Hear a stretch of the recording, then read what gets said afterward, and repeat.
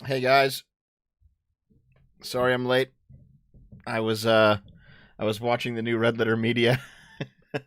Actually, Naomi like came in and was like, "What are you doing?" And I was like, "Well, I'm watching the new Red Letter Media."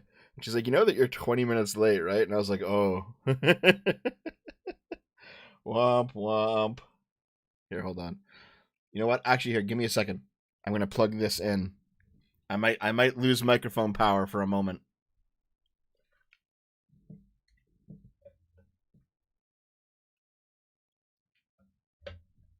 I'm still here, right? Okay, yeah. You still watch Lemon Leo so much? Yeah, of course. Lemon is great. What are you talking about? Anyway, good morning. What's going on, everyone? My coffee is here.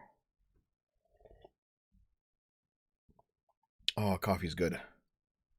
What's up, guys? How's it going? Did I forgot about us? No, I'm right here. If I forgot about you, I wouldn't have even arrived.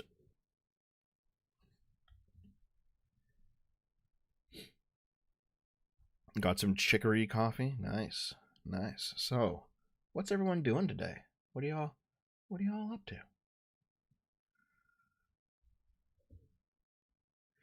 The most recent other media thing I've seen was the Rogue One review. I know what that is. Listen, I watch nearly every Red Letter Media. I fucking love them.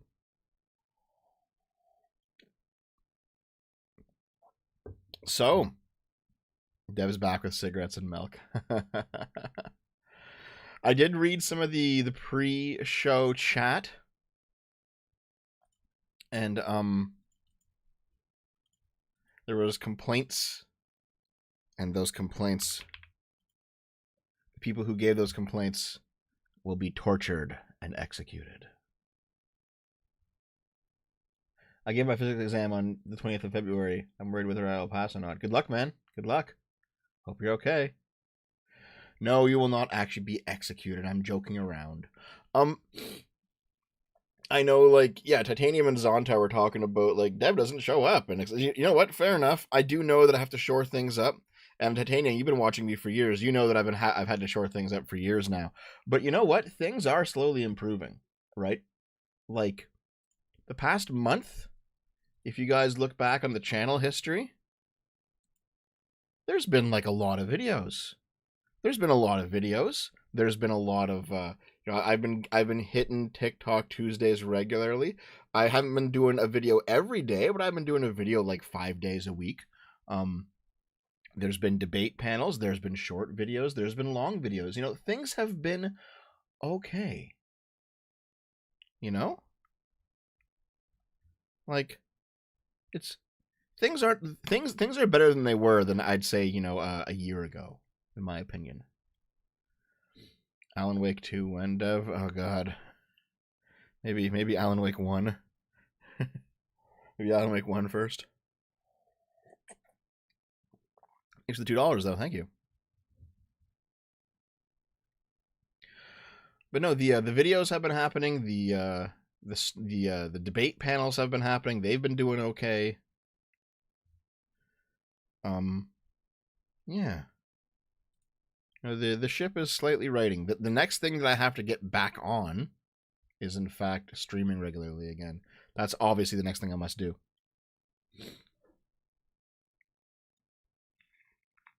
So maybe that'll be what I focus on next.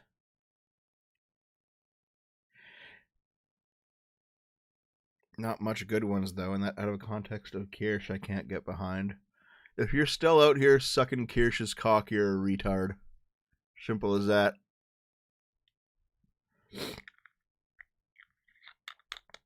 V and Aiden will never debate. Will never debate me. No, not gonna happen. Um, Aiden has pulled the weird like lefty feminist thing of being like, "Oh, he's an abuser," which is like fucking retarded, like giga retarded. V has said, "Oh, he's debated me before. He doesn't want to do it again," which that's true. We have debated before, but I'm gonna be honest with you guys. back when V and I were friends, I kind of pulled my punches. Like, I didn't want to be the guy who took things too seriously. I didn't want to be the guy to like bring the mood down. So when it was those debates, I just kind of I was like, yeah. I didn't really like. I wasn't the asshole. I'm not sure if V could actually debate me if I wasn't, being nice, basically. Kirsch's trying to start things with Rima now again. Isn't it the 5th time she's fucking tried that bullshit? If you have evidence of what's going on, Zontar, send it to me. I want to see it. Now, Sargon has said that he would debate me, but I don't know if he actually will. He's the kind of guy who, like, he's, not complaining. He's very busy. He got shit going on. Despite, any other problems I might have with him, he's got shit going on, man.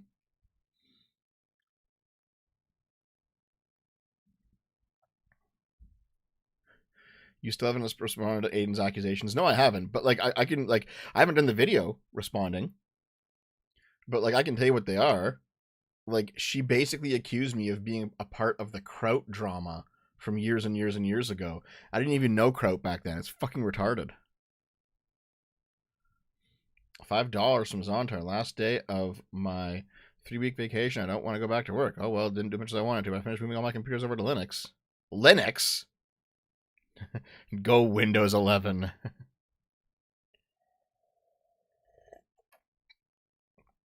It seems like I'll never have shit. I'll never stop having shit going on, apparently. It just seems like how it is, man. You said you would do the response videos 1.5 years ago. I'm like half done them. I've been working on them in the background as I've done other things. But I know, I'm being lazy. Watching Sargon go rightward has been weird to watch, but also kind of funny. It was kind of unavoidable, I think. Sup, Dev? Hope your Sunday is nice. You ever considered having fans on for a quick debate? Yeah, sometimes. Just not right now. But yes, I've wanted to do that for years. I just haven't. You never did the full Canadian trucker video. You just made it a small part of a different video. That's true. I should have, and yeah, I even said like I was gonna eventually do a bigger one, but yeah. My entire life is just a pile of half-done videos at this point that I should probably figure out how to. I probably gotta like get back on ADHD meds and figure out how to fucking do them again. Are you gonna be on the next Arch's Vampire campaign or not? At this point, probably not. Probably not. Even though the initial plan was for me to be on it, Arch started getting very worried about losing his audience in the past few weeks, which is disappointing. It's fucking disappointing.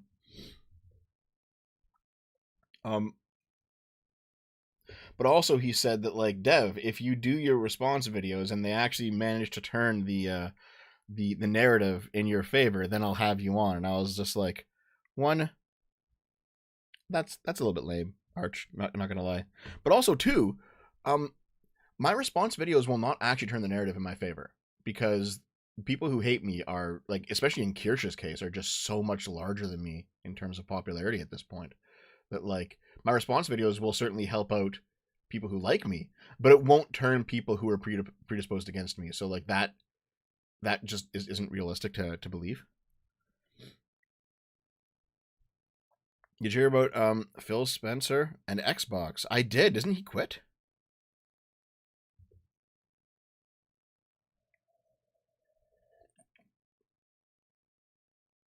Well, I don't know much about the Phil Spencer thing, but I do know that something is happening for sure.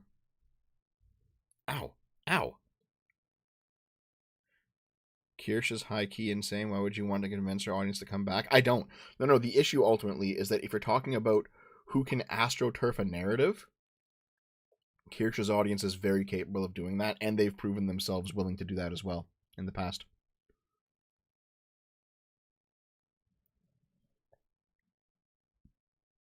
But anyway, I'd still go do Vampire, but I don't think Arch is going to have me. If you were less lazy about doing the things you say that you're going to do, it'd be a lot easier to defend you. Yes. So here's the thing. Like, this is one of those situations where I'm not sitting here and being like, everyone's out to get me. It's all everyone else's fault, even though I do have quite a few deranged haters out there who have done some crazy fucking things. I can't really make that claim because I'm also my worst enemy. Like, I know full well that the things that I should do that I haven't done. Like, I can't really complain about other people moving against me if I haven't, taken care of my own house, put my own house in order, So I don't make those claims. I don't say, like, it's all someone else's fault. I don't make that claim because I know that, like, I haven't done all that I could.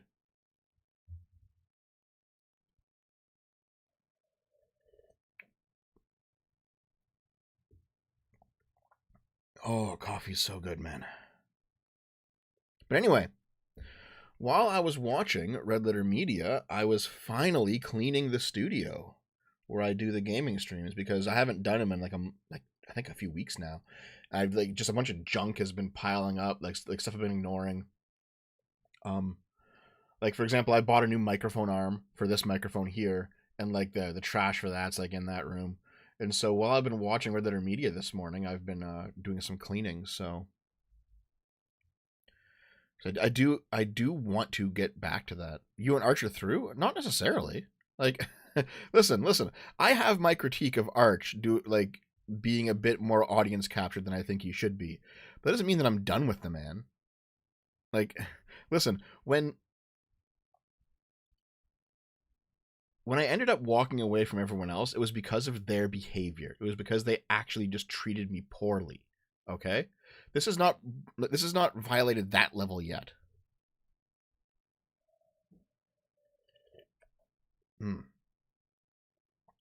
So, I was watching Red Letter Media, which is part of why I was late. I wanted to finish the new video, but also I was doing some cleaning, and I should probably talk about some articles, and so I can kind of get back to it, Let Arch wither away, assembling his harem of double-digit viewer VTubers. Dude, Arch does very well for himself. Arch gets like 1,000 viewers a stream. Like Arch is fine. Arch is good. Arch is not going to wither away. I'm the one who's withering, to be honest.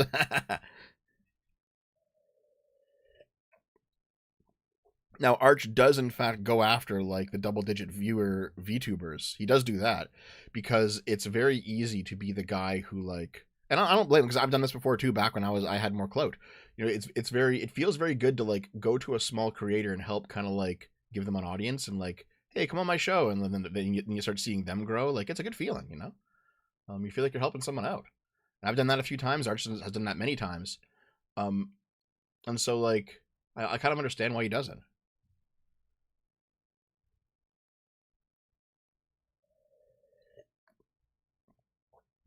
If you could self-reflect, you likely wouldn't be losing your Gamergate viewers. But I can self-reflect. Here's the thing, right? Like, I've said this so many times recently, but I'll make sure to say it again. All of my old critiques of the left, I walk back exactly none of them. All the weird fucking woke shit, all the terrible like Gamergate journos, all the retarded feminists, all the crazy fucking socialists, all of the left-wing stuff that I've critiqued over the years, that was all correct, all right? The people who keep saying Dev has turned left-wing, no. I hold all of my old opinions. None of them has changed, all right? None of them have changed at all. I take back nothing. I don't have trolls remorse. I haven't changed my views on these things. The left is fucking insane, okay? However, the political situation we find ourselves in has massively shifted since like, pre-COVID, right? Things are fucking crazy now. One, like Trump season 1 was basically Trump sitting on a dildo for 4 years and doing nothing. Trump season 2 is fucking unhinged. 2, everyone has gone insane during COVID, the left and the right. I think COVID like brain raped everyone. Being locked inside for that long and like losing all hope for the future and etc. Like I think everybody, regardless of political affiliation, became much more extreme because they were just imbibing social media for like 6 months straight.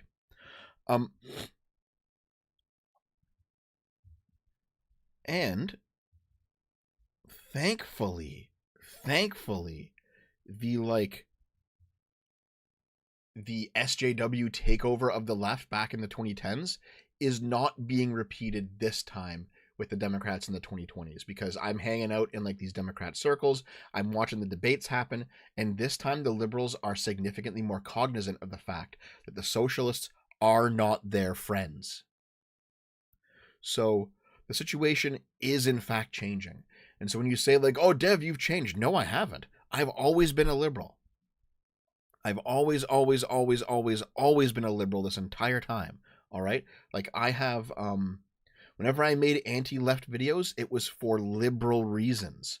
But the difference now is that the right wing has completely abandoned liberalism. It's gone. It's over. The right wing for a little while there in the 2010s were like the bulwark of defending liberalism. But now the right wing is like this neo-reactionary post-liberal fucking bullshit where they hate all these liberal values. Here's a great example. Like, do you recall back in like the 2010s, the right wingers would say like, listen, we have gay marriage in the West and we don't want to import Muslims because Muslims are very anti-gay, they're anti-LGBT, and we're going to lose our liberal rights. And that, you know, by the way, that's a completely reasonable thing to worry about.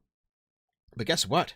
Right wingers are now these fucking crazy Christian monarchists who are completely, they straight up want to ban gay marriage themselves. And so I'm just sitting here thinking, listen, I was okay with supporting the right when they were pro-gay marriage. Now that they're anti-gay marriage, I'm not going to support them. Like, fuck you. Of course not. Fuck you. So this is kind of how I'm viewing things. It's like I have a certain set of principles. Those principles have been pretty set in stone now in my personality for at least 15 years. And for a while, it was more right-wing groups defending them. But now things have changed. And now it's left-wing groups defending them. So that's who I'm going to go with. It's as simple as that.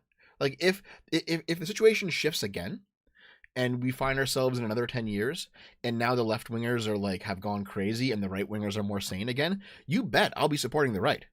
I have no fucking loyalty to any of these groups. I have loyalty to my values.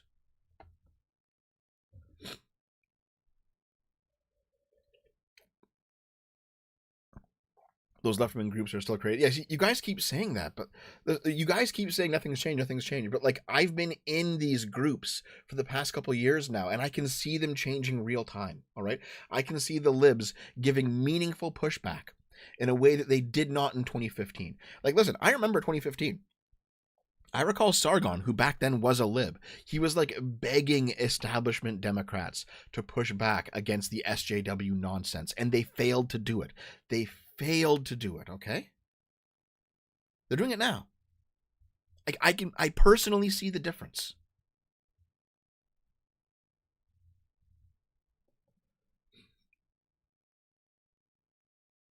The right was always against gay marriage. We liked Milo for his anti-left stuff, not his gay stuff. Listen, I mean, maybe you think that way, but you're just wrong. I definitely recall like 2016 era right-wingers being like, if we let Muslims in, we're going to roll back our progress. And that was true, by the way. And I'm going to scroll back up. I missed a bunch of things. I'm going to scroll back up. Thank you for the donos, guys. I appreciate it. $2 from Starhawks. Archcast has become unwatchable since you left. Well, thanks very much. I appreciate the support. Maybe I'll return. Sean King, $5. Watching the first bit of the debate, and I don't think your detractors know the difference between bad faith and being wrong. Even then, they're in denial. Yeah, I actually had this conversation with Not So Erudite last night, I think. It was an offline conversation. It wasn't streamed or anything. But I was like, listen, in my opinion, bad faith is a sustained deception.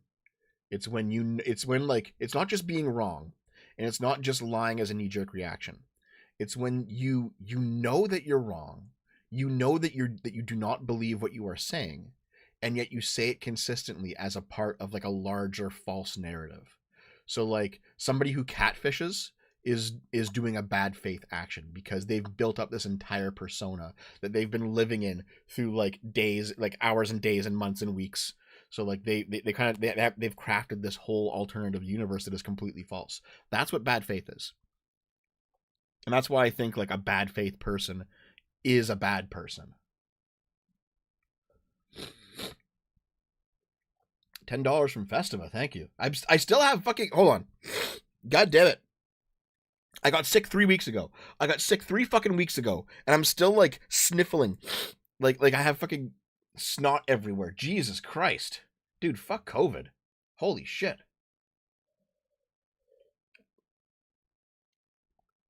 Oh, god damn it. Okay. A Festiva for, wait, that's not what bad faith is? You made that up? No, that's what bad faith is. Here, I'm just going to pull it up. Bad faith. Bad faith. Bad faith, malafides, is a sustained form of deception which consists of entertaining or pretending to entertain one set of feelings while acting as if being influenced by another. It is associated with hypocrisy, breach of contract, affectation, and lip service. It may involve intentional defeat of others or self-deception. Some examples of bad faith include soldiers waving a white flag, then firing when the enemy approaches to take prisoners. A company representative who negotiates with union workers while having no intent of compromising. A prosecutor who argues a legal position that he knows to be false. And an insurer who uses language and reasoning which are deliberately misleading in order to deny a claim. Yeah, so that's what bad faith is. In the book Being and Nothingness, 1943, the philosopher Jean-Paul Sartre defined bad faith, this is where it first came about, as the action of a person hiding the truth, that the one to whom the lie is told and the one who lies are one and the same person, which means that I must know the truth in my capacity as the deceiver, though the truth is hidden from me in my capacity as the one deceived. Thus, in the praxis of bad faith, I must know that truth very precisely in order to hide it from myself the more carefully, and this not at two different moments of temporality. Wow. Something you just said? Yes, it is.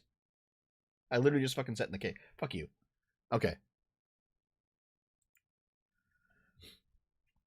Festiva, $10. I'm here to complain that my last message was going to be a super chat, but YouTube refused to tell me what I need to censor in order to take my money for a super chat. Yeah, YouTube is ridiculous, but like that. Thank you for the $10, though. I appreciate it, man. Thank you very much. Lady Columbia, how are you? Lady Columbia, you've been gone for a while. Welcome back. How's it going? $10. It would be easy to get back into the Archcast, be a counterbalance, and keep up a legit friendship if you just made those general response videos. We enjoyed having you two talk. It's annoyingly simple. One day.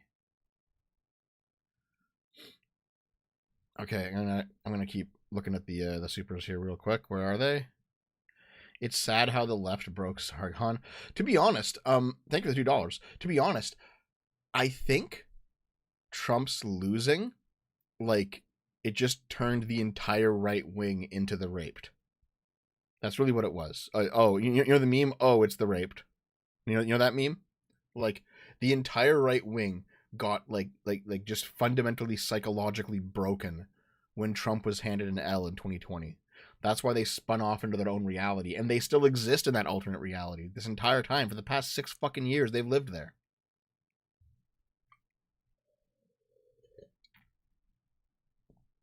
$5 from Sketch.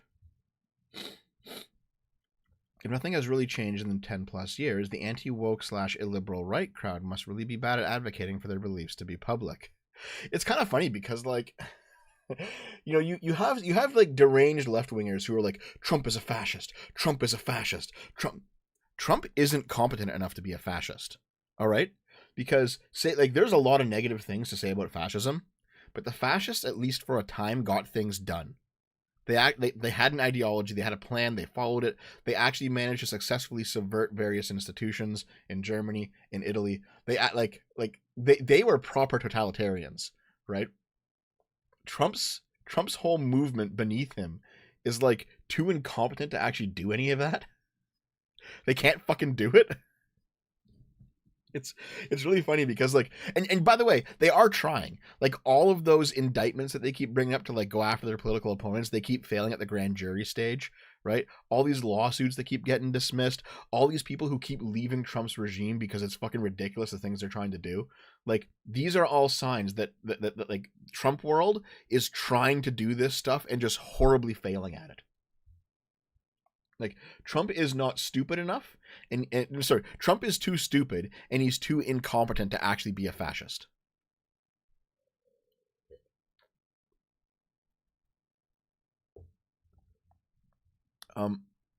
Lady Columbia, $10.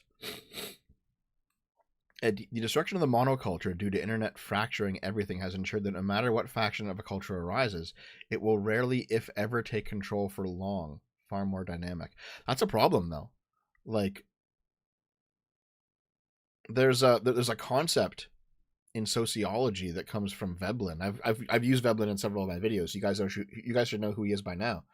But in Veblen's work, there's a concept of democratic culture, and the idea of democratic culture is that, like, the upper classes and the lower classes, despite having a material wealth difference in a society, they still do the same things. Like, they watch the same entertainment, whether that be like a sport or, you know, some sort of gambling or some sort of like movie or whatever. Like, everyone kind of indulges in the same entertainment. Everyone kind of eats the same food. Everyone kind of has the same fashion sense, the same like religious beliefs. It doesn't have to be a one-to-one. You know, there's always going to be class differences, but a democratic culture is one where there's significant cultural overlap between the customs and practices of the lower class and the upper class. And having a democratic culture actually lends it causes a society to be more stable. It's more cohesive, because even if that guy might be making 100 times more money than you, maybe he has like a really fat bank account and you're poor. Despite that, you both know that you watched the same football game last night. And even if you're not cheering for the same team, you watched the same football game last night. You watched the same movie, last weekend at the movie theater, right? And so having a more democratic culture where there was very little differences between the classes gives society more stability. And it's kind of ironic because the internet has been a democratizing force. The internet has like given more people voices. It's given more people the ability to talk about things and to speak on things and to transmit information. So that in one way it's been democratizing, but in other ways it's been very anti-democratic, because now you have siloed off realities, right? Everyone's kind of off doing their own thing, and there is no shared culture anymore. And so the culture has become, in fact, less democratic as the communications become more democratic. And that's something that I'm still kind of wrestling with, right? Because, like, if you go talk to Vosh, for example, I always use Vosh as the go-to for this, because Vosh talks a lot about democracy. Like, he wants to democratize everything. We're gonna not just have a democratic government, we're gonna have a democratic workplace. Because he's a socialist. But Vosh's view is that more democracy is good, and it's like, okay, you can have that position, but that's a very one-dimensional position, in my opinion, because, as I just said, as we've democratized communication, we've actually seen democratic backsliding in culture. And so it turns out these things are actually more complicated than just democracy is good. You know what I mean?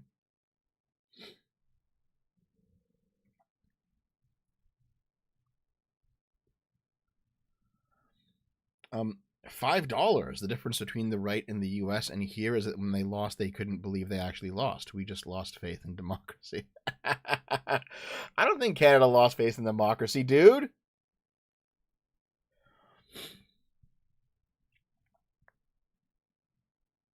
$10 from Titanium. Thanks very much, man. Yeah, fascism legit work. They just made colossal blunders with conducting their wars. Though eventually fascism would fail because you cannot float an economy on constant wars. They're too costly. Well, what's kind of funny is, like, again, you look at the left, and the left will talk about fascism in like this kind of almost like, obviously fascism is bad. I'm not going to say it's good, but the left is like too obsessed with it in a sense, and also they have no fucking clue what they're talking about. Like, the left will talk about, fascism is imperialistic and expansionist. They expand constantly, and it's like, okay, yeah, fair enough. But, like, Franco never did that. They will 100% believe that Franco's a fascist, and so do I. But Franco, he was not an imperialist.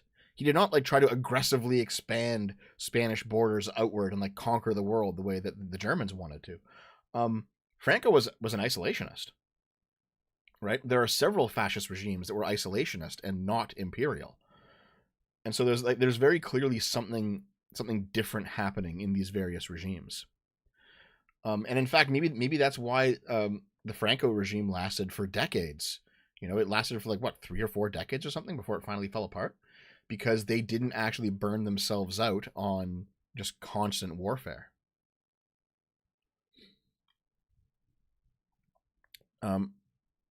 Is that 200 Kronor? Thank you very much, Matrix. Thank you. Liberalism went away sometime during the 20th century. We live in post-liberalism. Trump is the anti-liberal, but his ego-driven destruction, he has took more pro-liberal steps than his opponents crying about democracy. I don't agree with any of that. I think you're wrong on all those accounts, but thank you for the $20. I really appreciate the support.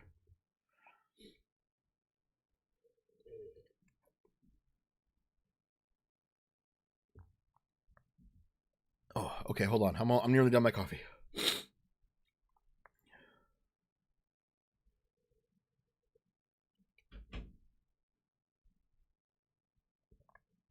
Done.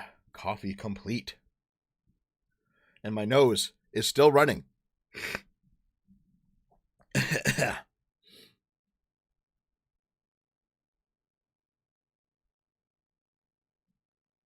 So, chat, how's it going? Thanks for all the donations, by the way. I do appreciate you guys chipping in. But what's the scoop? What are you guys thinking about? What else have I got going on? So, hopefully with the studio getting cleaned, we will in fact be able to God damn it, my nose. God fucking okay. Hold on. When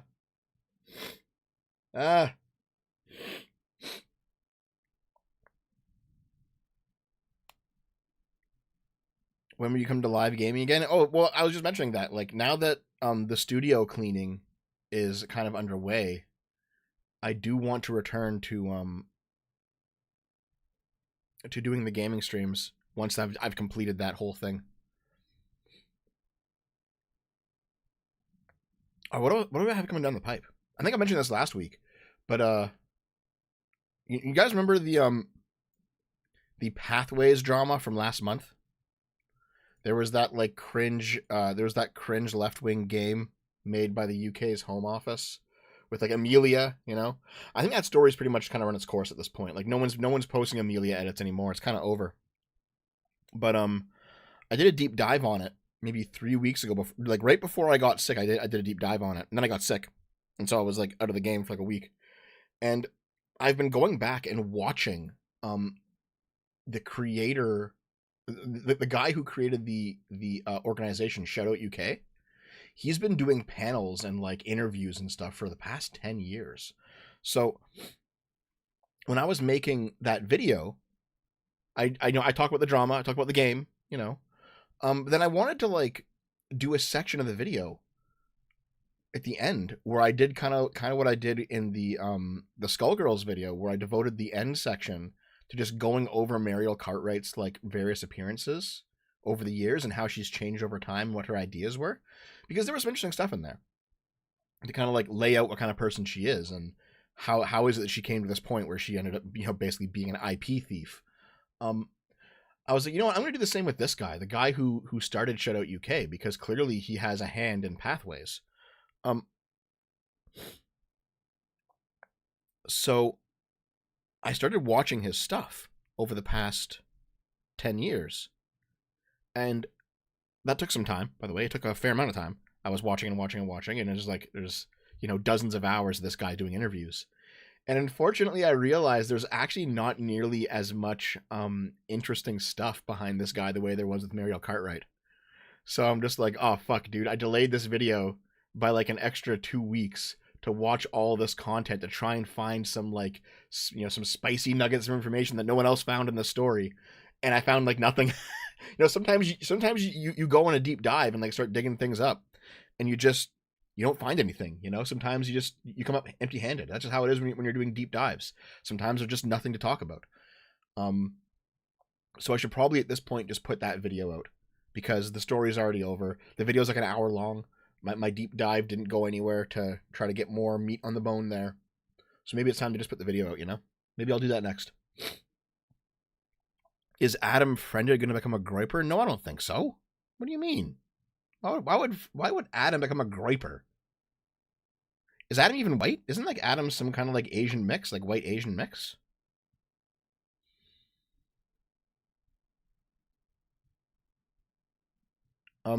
Echo Bahamut, thanks for the 100 Mexicans, man.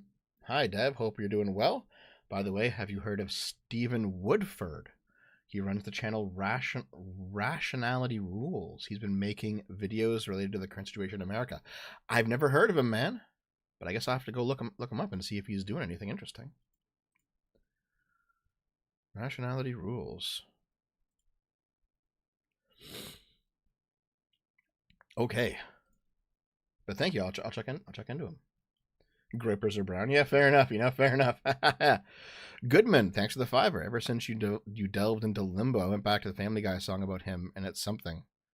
Family Guy song about who? Thank you, though. Loud Scissors, $20. Thanks, man. What's your definition of fascism? I think both Franco and Hitler can be called fascist because it's an ideology mainly defined by the extreme nationalism of those who practice it, making it kind of undefinable. It is not undefinable. This is a common thing repeated by left-wing people. It's also false, all right? I did a video like 4 years ago now called The 3 Forms of Fascism. People consider it to be one of my best videos. In my opinion, if I had to do it again, I'd change a lot of it. But it's not wrong. It's just it could be more complicated. It could be I could have gone more in depth in that video. But the 3 Forms of Fascism video that I did is considered one of my best. And this idea that like fascism is undefinable or it's inherently irrational, it has no ideology. These are all basically just left-wing cope. Fascism does have an ideology. It is definable. You can in fact read the political theory of the fascists. You can find out for yourself what they wanted to do. And back in like 2022 or whatever it was, I did that. I did that. So I would say, if you're someone who's maybe a little bit newer around here, that's fine. That's fine. Head back and watch that video. Head back into my backlog and watch that video.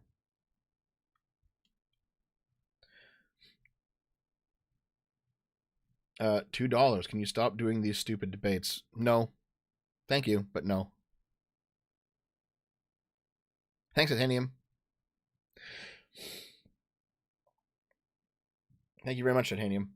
Yeah, there are some people who don't like the dev debate arc, and to be honest, the only thing I can say to you guys is, sorry, I'm probably going to do more of those in the future. 1, because they're fun. 2, because while they're not necessarily new to me, it is like a skill set that I haven't developed, and I probably should develop a little bit more. If you watch me say in 2019, I couldn't debate for shit. I still can't necessarily debate that well, but I'm better than I was.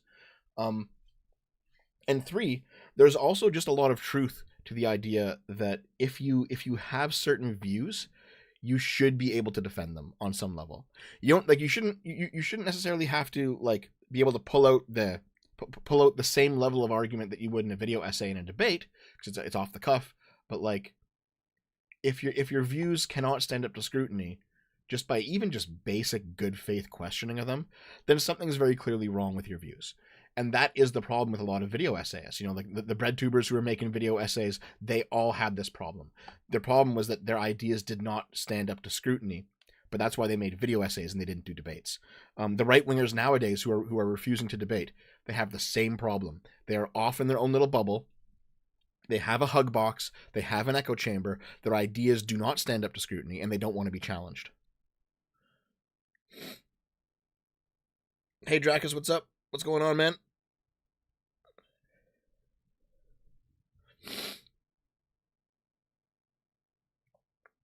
Yeah, so I've realized that whenever I do debates, I know some people. I think Titanium, you said this at one point. I don't talk enough during debates, and fair enough. Well, no, I'm responding to you right now, Baldo. What's up? You said your only criticism that you don't talk enough. I get it, but I'm also not really a super bombastic person during debates. Some people are. Destiny very obviously is. There are other creators who are very obviously they're very in your face. For example, I think Soy Pill goes too aggro too fast in a lot of these cases. Not how I would do things. I've personally found that I get more results just straightforwardly asking questions. Right? I don't know if you guys recall, but there was a conversation maybe 3 or 4 months ago on Adam and Sitch where I was talking to Econoboy. And people I remember the Destiny versus Econoboy debate did eventually devolve into kind of a shit flinging match. But when I was talking to Econoboy, I just asked him straightforward questions. And I saw Adam and Sitch's chat. Adam and Sitch's chat was like, "Oh, Dev is shilling for Econoboy. Dev's a socialist. Dev's supporting the blah blah blah." And that isn't what was happening. Anyone who actually watched the rest of that conversation knew that wasn't happening. But it's like some retard said that.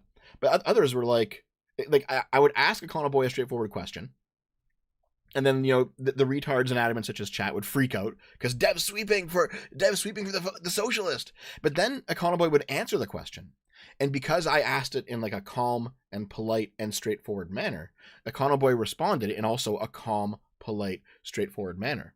And then the response that Econoboy gave was kind of crazy. And he just like, it's almost like he said the quiet part out loud.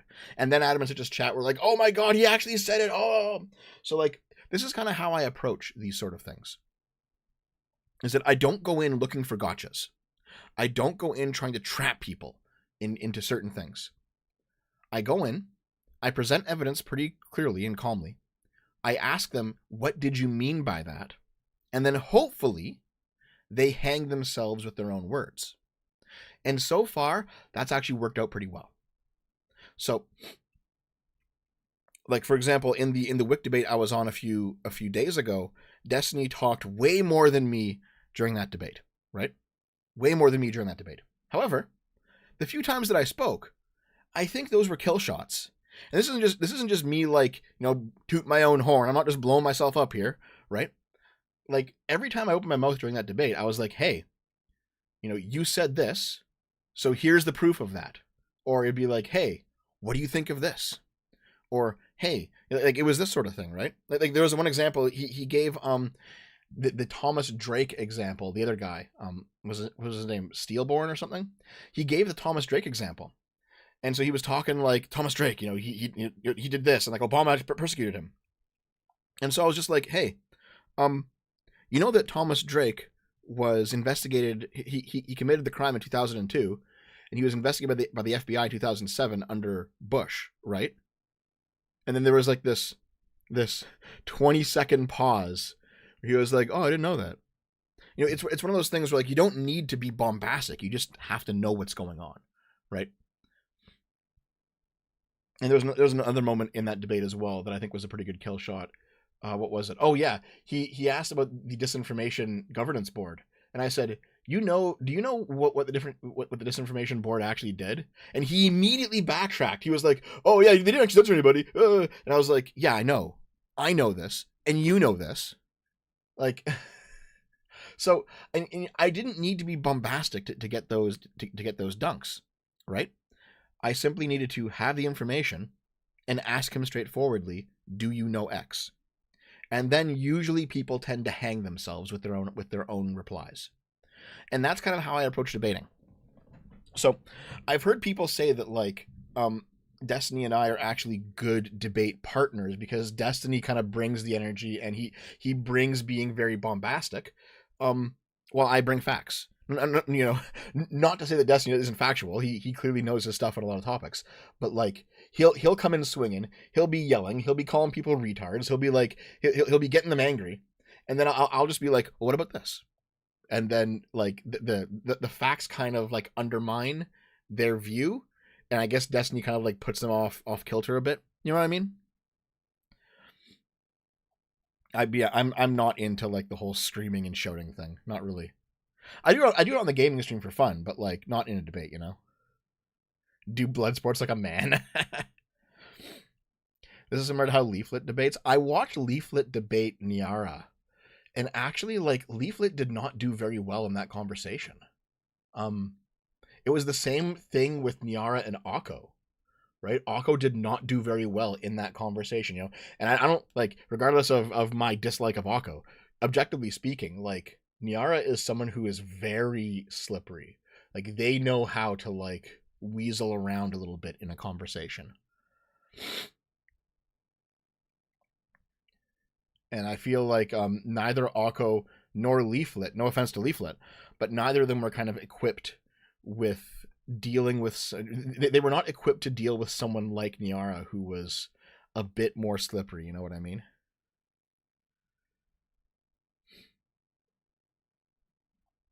Ryborio, $10. Thanks, man. I thought you were normal. Member exclusive vids, dog. The proletariat never forgives, never forgets. Thanks very much, man. Keep in mind though, those videos eventually came out later.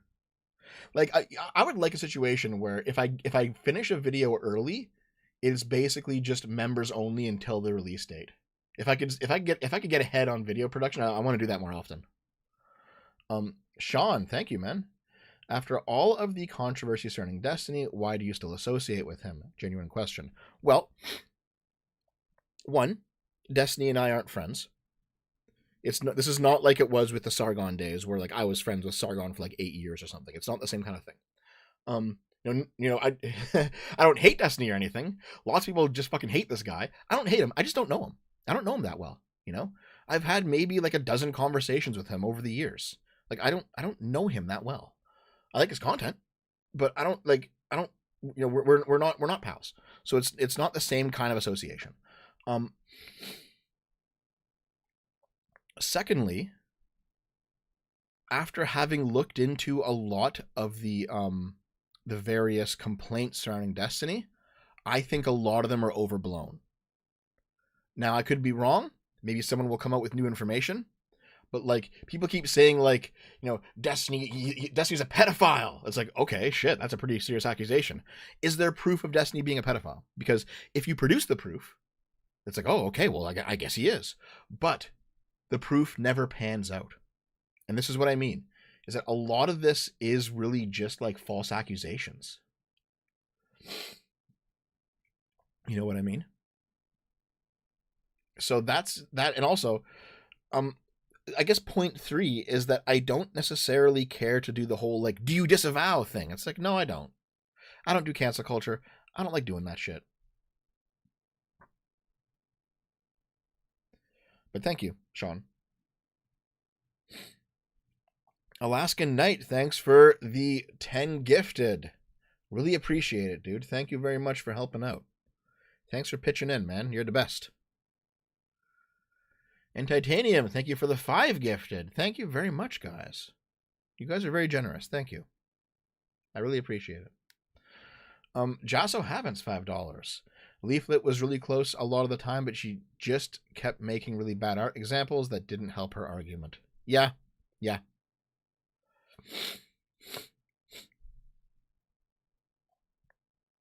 Destiny is just an asshole, so people have no issue with lying about him. That is the problem with the Destiny approach, I think, is that sometimes he's too inflammatory, which means that when someone says something that is just blatantly false about him, it becomes more believable in the eyes of like the casual viewer who's not following everything.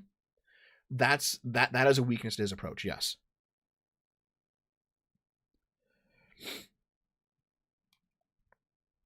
Sweep. Who am I sweeping for then? What the fuck do you mean sweeping? Listen, all right? Okay. If someone actually gave me evidence of Destiny like actually raping somebody or something, do you think I'd be afraid to say it and be like, that's fucking terrible? Like, fuck this guy? I wouldn't be afraid to say that at all. The issue is that every single time I see an accusation, I look into it, and it ends up being bullshit.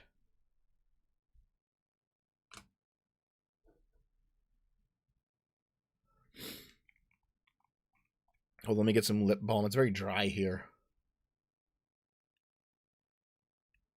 I'm putting it on my lips.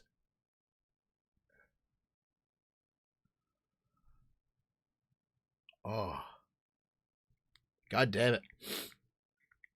Dude, I live in like one of the worst places in fucking North America. Jesus. Your Discord Jannies are ziohazards. Oh, God. Hey, listen. All right? I'm paid by the Mossad. I am pro-Israeli expansion into every corner of the globe. So, deal with it.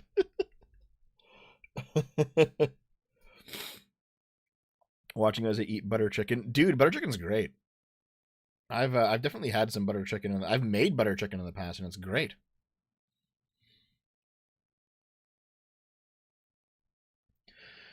I've just been wondering about it. as for a while is all. I don't hate Destiny either. He's just really weird with his lifestyle. I'm just curious about it, as maybe you might get into his orbit. Who knows, man? Who knows?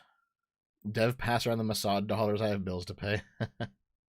Have you seen the latest drama with Chud? I know that like I watched Food Shops talk about Chud versus Nick DeOrio. I don't quite know about what's going on yet, though. I don't have enough information.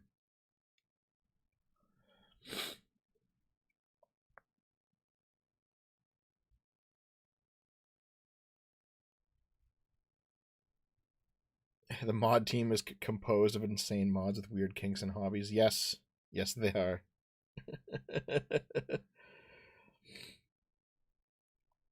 I'm thinking about stopping to eat non-veg after I move out of my home. Why? Meat's great. Yeah. It's so good. Okay, chat. We've been, like, chilling and hanging out for a bit. Do you want to talk about articles?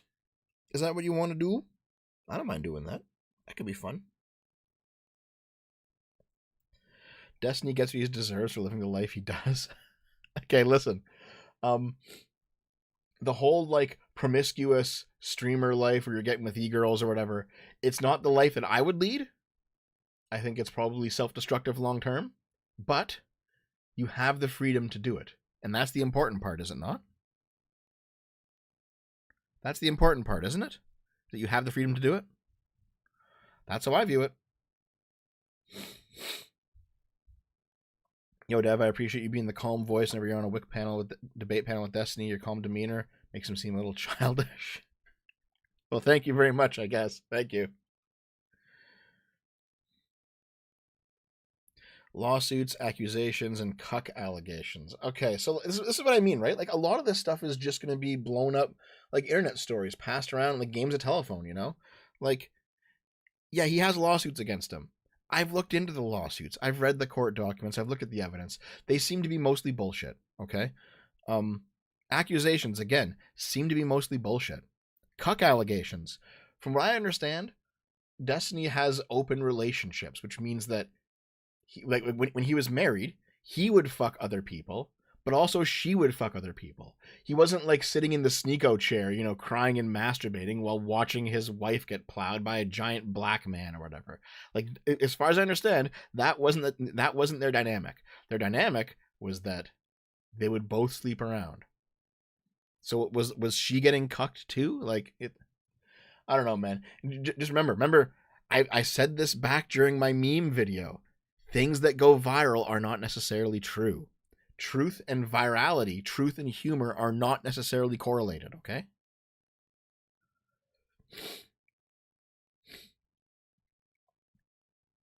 Oh, man. My fucking... God. Isn't one of the allegations that he screwed Nick Fuentes also? Yeah, people just keep saying shit, man. Until there's actual proof, it's all just internet memes. And you know what?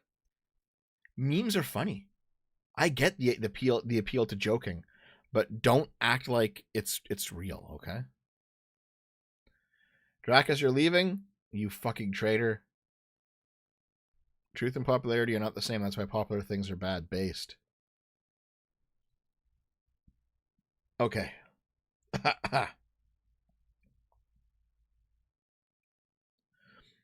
Destiny said if his parents perished at a Trump rally like Corey did, the cost-benefit analysis would be 0. Oh my god.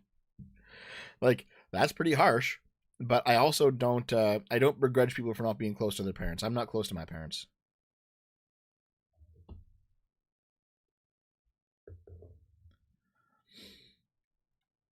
Devticles. Yeah, I guess it is article time, isn't it? Okay. Let's pull them up. God damn it. Would you work, internet?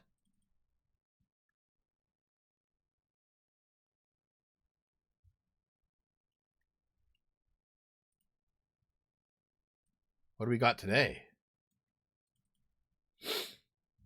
Would you go vegan? No. I like meat too much. No fucking way. But okay, let's go. Ghoulish fans of the Deadpool killer, Wade Wilson, begged him to impregnate them in a prison video call. Oh my god. Look at this guy. Okay, hold on. The ghoulish female fans of a convicted death row inmate, dubbed the Deadpool Killer, because he shares a name with the Marvel antihero, begged the heavily tattooed murderer to knock them up. So, Wade Wilson, his real name is Wade Wilson, 31 years old, who is awaiting execution for the murder of 2 women, was busy during his 2024 trial chatting it up in X-rated calls with his horde of admirers. So, here is Wade Wilson. To be fair, he is a good-looking guy, even though he's obviously, like, fucked up. And there's the girl. We're gonna have sex for hours. The besotted woman would swear allegiance to the so-called Deadpool Killer and gush over his voice and looks. It's gonna be so much fun when I can tell you I'm pregnant. I can't wait. I will sink my fangs right into your fucking left butt cheek.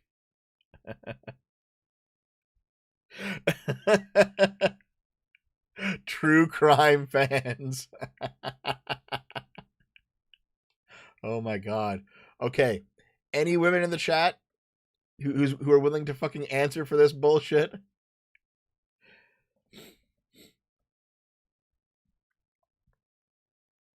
Any women in the chat? Any at all? Show yourselves and answer for your crimes. I can't wait until you get out. You're going to come here, I'm going to cook you a home-cooked meal, and we're going to have sex for hours. She would gladly go down to the courthouse where he was on trial so they can have sex all the time. You better come bang my brains out. Wade Wilson, tattooed under her wrist. Oh my god. Wilson was caught charged with the murder of Christine Melton, so he killed her. And he killed her. Wilson ran over Diane Ruiz with his car until she looked like spaghetti. Jesus. Women like it when you act like yourself. I mean, yeah, I guess so. Okay. World's largest kidney stone removed. Oh my god. How many Monster Energy drinks does this make up, guys? Let's zoom in a bit. The world's largest kidney stone has been removed from a patient in Sri Lanka. And it's about the size of a grapefruit, as long as a banana, and as heavy as 4 hamsters. What are these weird measurements? Okay. At 13.372 centimeters or 5.26 inches long and weighing 801 grams or 1.76 pounds. The kidney stone broke 2 world records when it was removed by Sri Lankan army doctors. Oh my god. Kidney stones consist of solid pieces of material that crystallize in the kidney. Yeah, of course. Yep. Relatively common. Yep. Look at that fucking thing, dude. Americans will measure in anything but the metric system. Imagine pissing this thing out your dick, guys. Ouch. Italy's Lover's Arch collapses into the sea on Valentine's Day. Love is over, guys. So, this is the Lover's Arch. And this is it now, as the whole area collapsed. Mamma mia. Okay. A famous rock structure in Italy, dubbed the Lover's Arch, collapsed on Valentine's Day after days of heavy rain and strong winds. It was a tourist attraction for wedding proposals and was a popular landmark on the coast. This is an unwanted Valentine's Day gift. It was a very hard blow for the region and for tourism. Nature, as it created the bow, has taken it back. Yep. Rip. No more love, only OnlyFans. Dev, how do you feel? It must be a loss for Italian heritage. I'm Canadian, dude. I don't care about this shit. Oh my god, are they going to talk about global warming? Natural processes are often accelerated by meteorological phenomena, such as the tail end of Storm Oriana. Wow. R.I.P. guys. Okay, just fucking kidney stones constantly. Man's debilitating pain caused by 206 kidney stones. Jesus Christ, look at these things. You could, like, gravel a lot with this. Doctors remove 206 kidney stones. Oh, is this in India? Viramala Ramalakshmaya had spent 6 months in excruciating pain with pain medication from a local practitioner. Yeah, it's in Hyderabad, India. He had a 1-hour procedure and got 200 fucking stones taken out. He had been left in so much pain from the stones it had become impossible to carry out basic tasks. Dehydration could be the cause. Okay, yeah, got it. That's a lot of stones, dude. Holy fuck.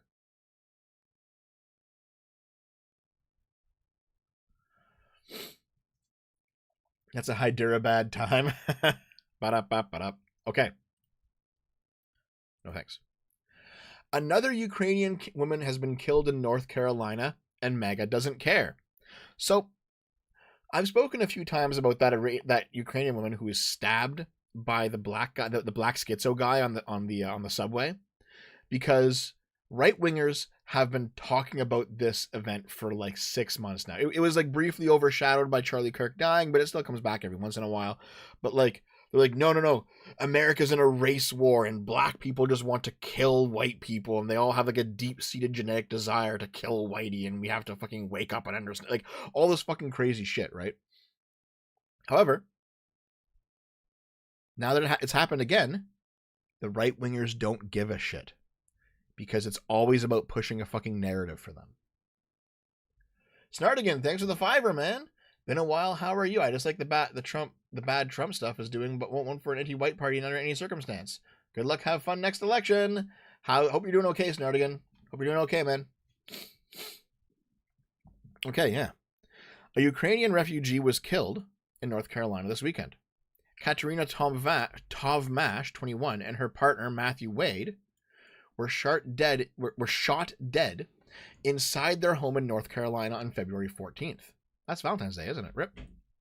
Motives behind their murders are unclear, but authorities have identified her ex-boyfriend, Caleb Hayden Fosnow, as the suspect. And there's Caleb himself, I guess. Shot dead. Yeah, I know. Okay. He apparently drove 7 hours from his home in Ohio, broke into her house, and killed her and Wade. He was caught back in Ohio soon after, and he's been charged with murder. Okay. Tovmash is the second Ukrainian refugee to be killed in the state of North Carolina in the span of 6 months. Irina Zarutska was killed by a mentally ill man on public transport in Charlotte back in September, in what is widely considered a random attack. The only difference between Tovmash and Zarutska is the lack of MAGA outrage between the two killings. Zarutska's killer is a black man, and Tovmash's killer is a white man. Yes. And this is, okay, this guy, by the way, is like a lefty. So he talks about, like, oh, they're going after Okay, yeah. This guy has his own slant to it.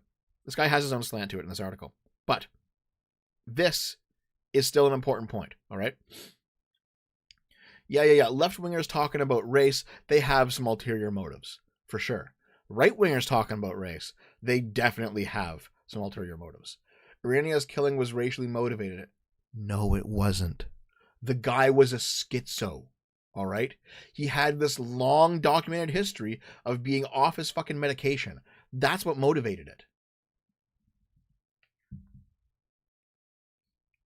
I was on the Archcast when the black dude killed that chick in the subway. I said that I don't think he did it just because she was white. The chat hated me for it. Yeah.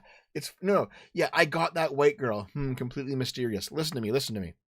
That's definitely evidence pointing towards it being racially motivated.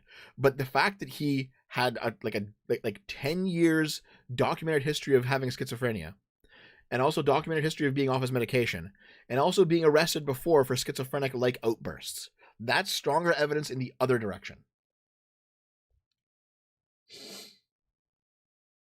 Schizos like stabbing no matter the race. Yes, exactly. Now, like, listen, if you have, like, a person who is schizophrenic, who is also a racist, I'm sure they're gonna justify their schizophrenia with the racism. I get it. All right, I get it. But if you seriously think that, like, if you just zapped the racism out of that guy's mind, he wouldn't have done it, no, I don't think so. He was a fucking schizo. Oversized trash pan. A bus killer was released multiple times due to soft on crime policies pushed by leftists who think prison is racist. Not the same as this situation. No! If you look at his record, all of his fucking crimes were actually minor crimes. It's not like he was out here stabbing people constantly and you had some, like, retarded feminist judge who was like, oh, it's okay, Black Lives Matter, we're just going to give you a snap on the wrist. No, all of his crimes beforehand, he had like 14 crimes, and they were all like minor things, man. Like, oh my god, do you have to fucking prove this to you? Hold on. Jesus fucking Christ. Okay, let's fucking do some bullshit again. All right.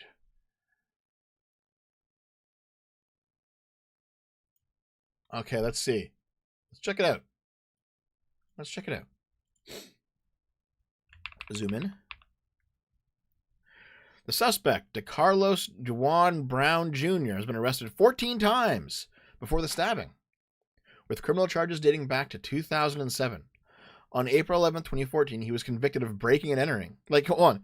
Do you think, for those of you guys who are like, oh, 14 times, soft on crime, he shouldn't have been on the... Do you think he should have been put in jail for life for breaking and entering? No. While on probation, he was arrested for armed robbery and possession of a firearm by a felon. He was convicted of armed robbery and incarcerated in a state prison from 2015 to 2020. He was in jail for 5 years over the armed robbery. Like, okay, Wikipedia, the most non-biased source. Oh my god, you want to go to the articles? Like, they're right here. Like, we can just go see them. We can just click on these. Like, it's not hard to go see them. Like, are you guys coping that fucking much? Upon his release, he was initially living with family, but his mother told ABC News he was diagnosed with schizophrenia at that point, and he displayed violent behavior at home. His mother said she had sought involuntary commitment, but it was denied. By the way, he should have been involuntarily committed, obviously. So this is a failure here of the system. Involuntary commitments are difficult to obtain unless a court finds a person to be dangerous. North Carolina reduced the capacity of state hospitals in the early 2000s. Man, almost like we should be funding those things a little bit more. He stopped taking his psychiatric meds. His mother took him to a homeless shelter. In January 2025, he made repeated 911 calls from the grounds of a medical center after speaking with medical personnel there, claiming that a man-made material inside of him was controlling his body. Instead of being immediately admitted, Brown was charged with the misuse of 911 instead and released without bond. So, like, listen. We can critique the system here. The system has made several obvious errors, including, in fact, the closure of asylums. Asylums absolutely need to be reopened, but no one wants to do that.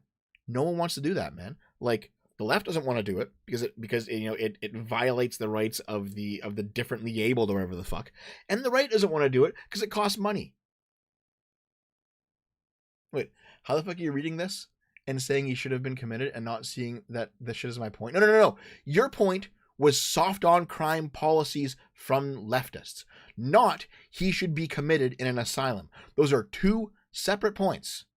Okay? He should have been committed. Absolutely. But soft on crime policies? He went to jail for 5 fucking years. That's where you're wrong. Okay?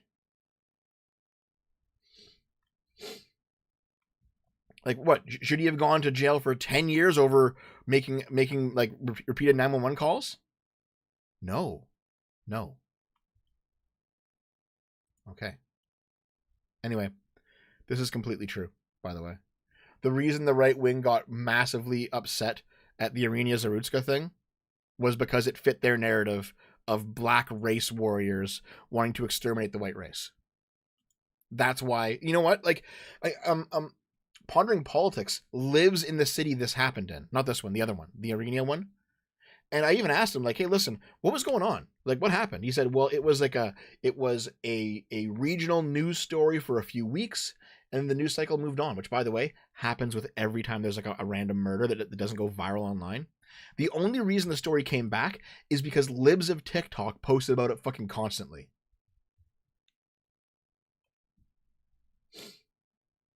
"5 years for armed robbery while on probation." Yes. You should have been in for 20 after the armed robbery. Okay, yeah, you can have that opinion, but I mean, that's not how the law is currently written. "The reason we don't do an involuntary commitment is the same reason we don't do in prison. Radical leftist bullshit." No! No. That is only part of it.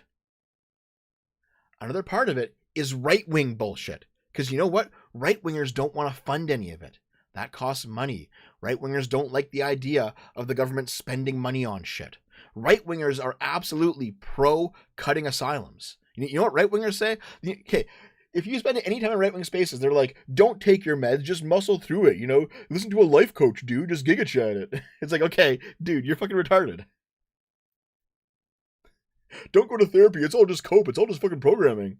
Drink whole milk. Like, no, man.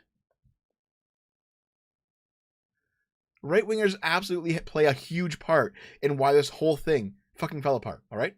Don't just sit here and be like, it's radical leftists. No! Think smarter.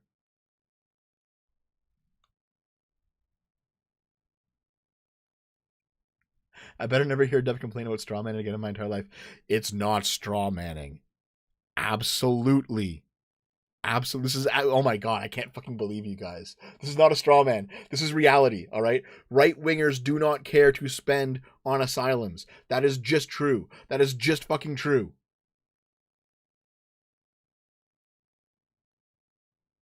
Oh yeah, it's raw milk. Yeah, my problem, my bad. Raw milk, not whole milk. My bad, my bad, my bad.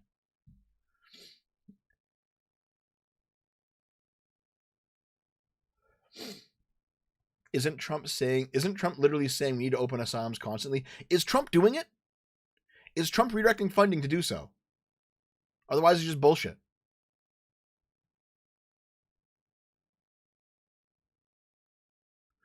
All the right-wingers that I've said should be locked into asylums. Okay, fair enough. Where's the push to fund them? Where's the push to fund them? Come on. Show me the fucking bills being passed. Show me the bills being introduced. Yeah, I am reframing it because I don't care what they talk about. Anyone can talk about anything. What are they doing? Does it entirely lie on Trump? Oh, no. It also relies on Congress, which is full of right-wingers who are also not doing anything. Yeah, it's their fault.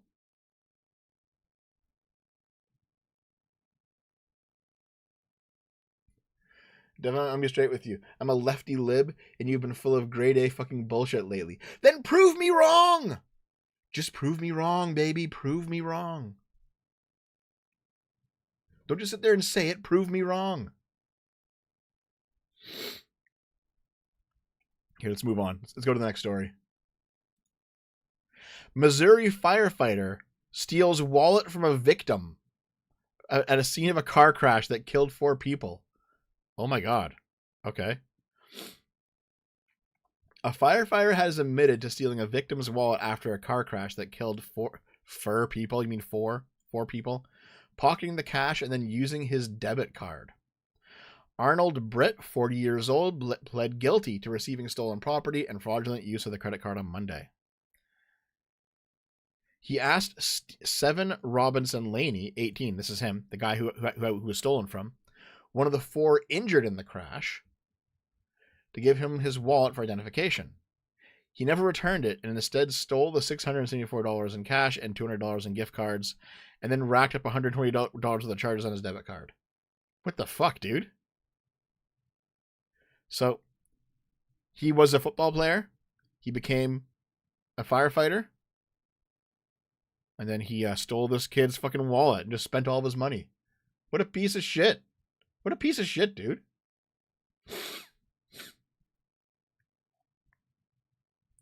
Yet he was charged last October. A grand jury indicted him.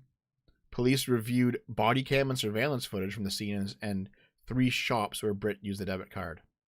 He told police he used the card by accident, thinking it would belong to his wife, who used the same bank, and he planned to notify the card's owner. The kid had the cash and gift cards in his wallet because it was just his birthday. He was saving up to buy a car. Oh, okay. That's not really a reason to have it, but maybe you were dealing or something. I don't know. One of 8 people in a 2021 Chevrolet Tahoe that was knocked off an overpass and landed on its roof. Oh my God. Richard Boyd, Brianna Dentman Johnson, Corntrail McKinley, and Anthony Robinson. Anthony Robinson, didn't Anthony Robinson play Garrick in DS9? But they all died, RIP. And then this kid suffered a concussion and broken bones. Damn.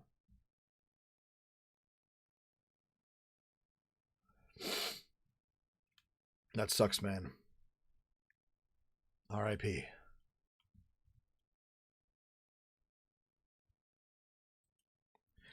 That's where they went off, eh? Jesus. So they were driving around. Another car hits them. They go over the edge, flip over, and 4 out of 8 people in there fucking die. Oh, that fucking sucks, dude. Okay. The U.S. could block obese visitors from entering the country. Oh my God. This is actual fat phobia for real. The U.S. State Department has issued guidance recommending that overweight people be denied immigrant visas. The directive names obesity as one of several medical conditions that can come at an expense with others, including cardiovascular diseases, cancers, and mental health conditions. Health experts have argued that these conditions could require hundreds of thousands of dollars worth of care, putting a strain on the healthcare system.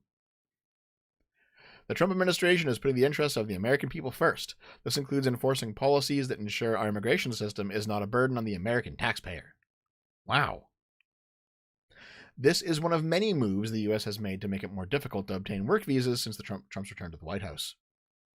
There is now a $100,000 a year fee for H-1B visas. Jesus. Okay. H-1Bs used to come with a fee of $2,000 and $4,000. Okay. Yeah. Yeah, this is all just like the immigration ban. But yeah, the important part, though, is they're banning fatties. No fats allowed. Shit. I gotta lose weight. Okay.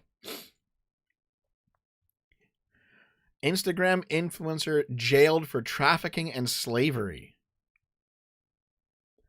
When 2 young Brazilian women were reported missing in September 2022, their families and the FBI launched a desperate search across the U.S. to find them. All they knew is that they were living with wellness influencer Kat Torres. Who's Kat Torres? Let's see. Let's look at who Kat Torres is, guys.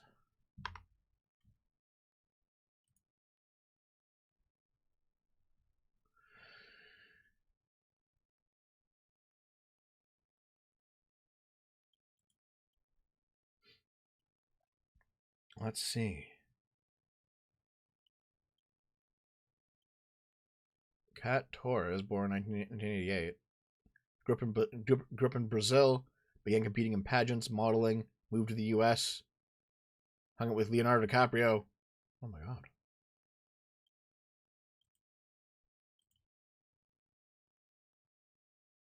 Wow.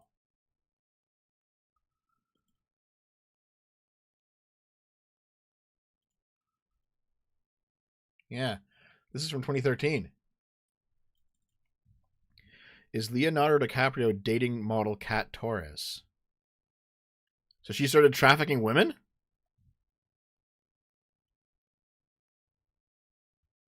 Okay. All right. Okay. She's been sentenced to 8 years in prison for the human trafficking and slavery of one of those women.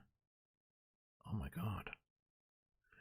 She kind of resembled Hope for me, says Anna, describing her reaction on stumbling across Torres' Instagram page in 2017.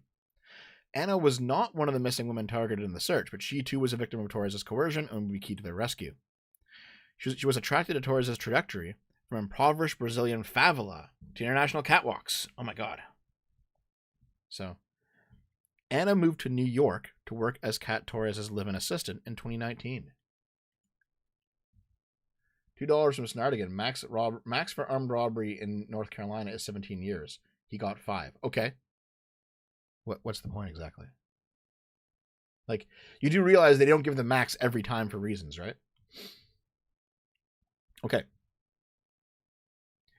Anna was in a vulnerable situation herself. She said she had suffered a violent childhood, moved alone to the U.S. from southern Brazil, and was previously in an abusive relationship.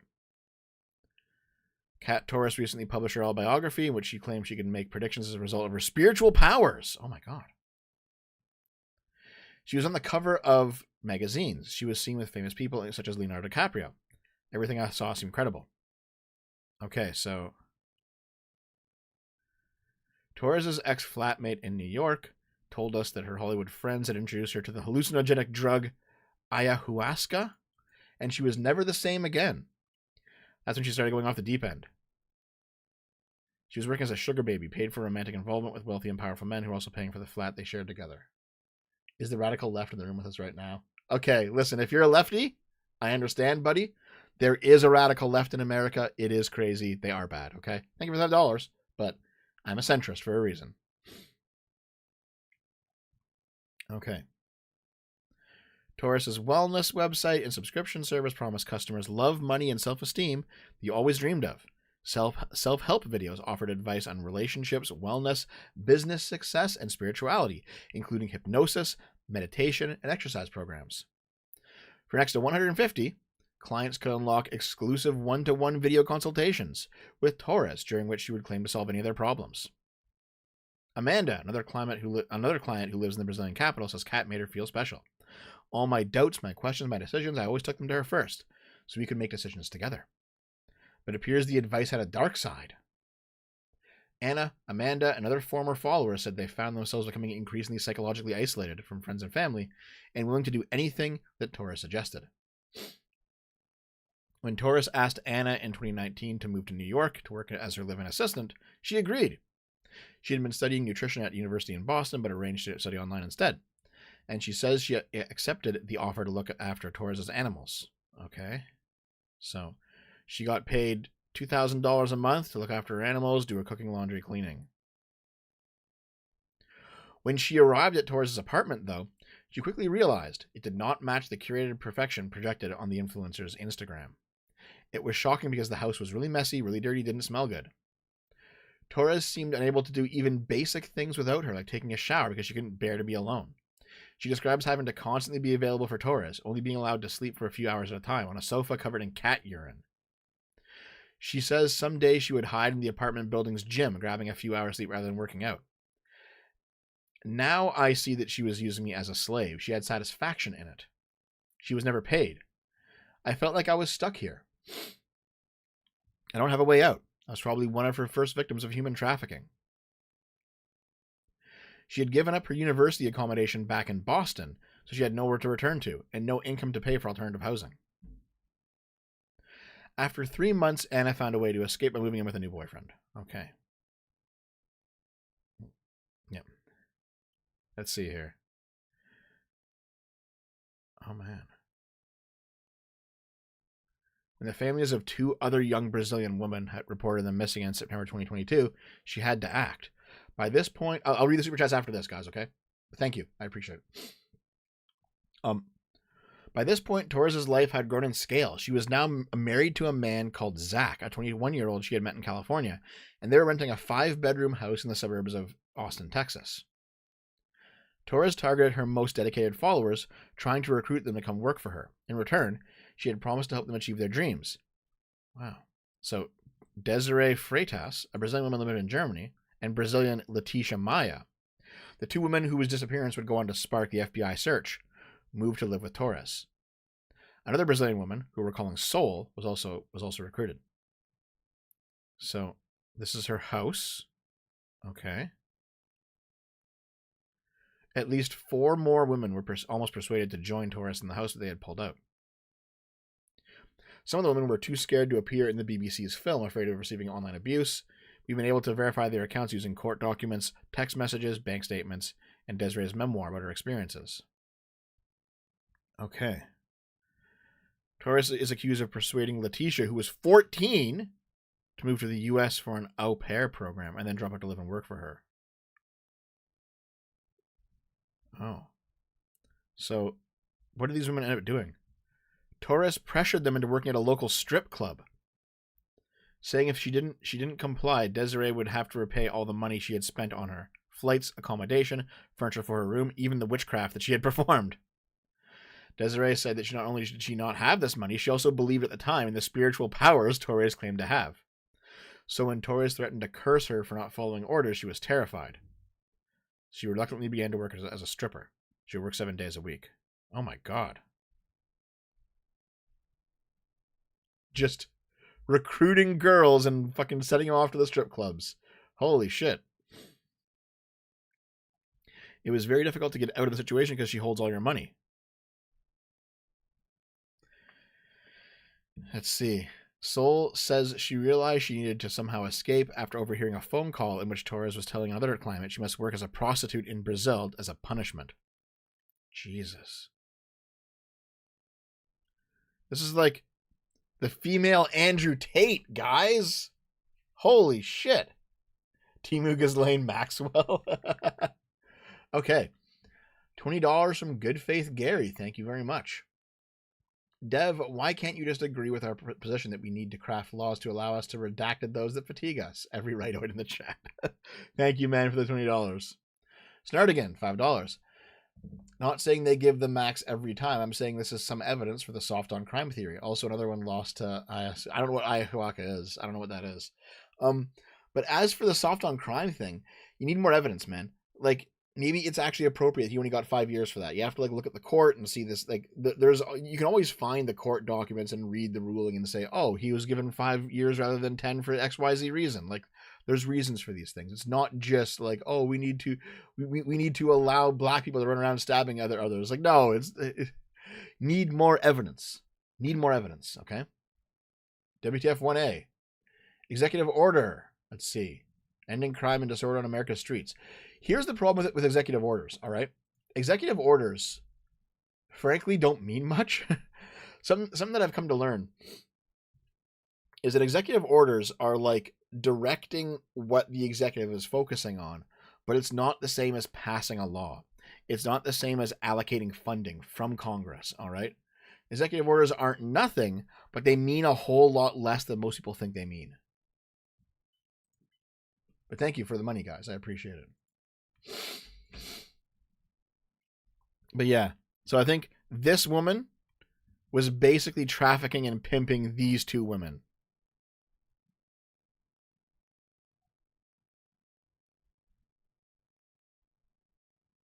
Wow. Amazing. That's wild. It almost seems like a fucking porn at this point because they're all like good-looking girls. Like this could be like someone's fucking porn story. Why is the same woman pictured 3 times? Okay. Non-binary client wins discrimination case against a Montreal area hair salon. This is a fucking retarded story, guys. $10, Mr. Blood Muffins. Thank you. If a person is deemed not responsible for his own actions due to insanity, does it not follow that someone must be designated responsible for them and this subject to any future liability? I mean, yeah, but that's why he's probably going into an asylum fucking now after stabbing the girl, right? Thanks for the $10, though. I appreciate it, man. Okay. When Alexei Frederick Mignot, I don't know fucking know French names. I don't fucking know. Suddenly began experiencing hair loss. They thought a haircut would just be a thing to help them feel confident again. They didn't realize trying to book an appointment at a Montreal salon would lead them to a years-long legal challenge.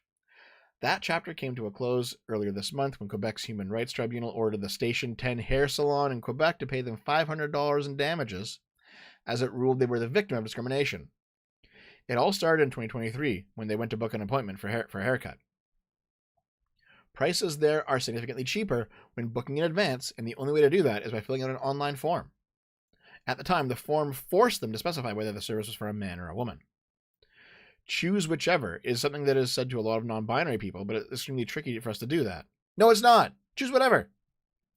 As soon as we pick one of those two options, we force ourselves to become either completely invisible or have to come out. You're retarded. The salon felt extorted.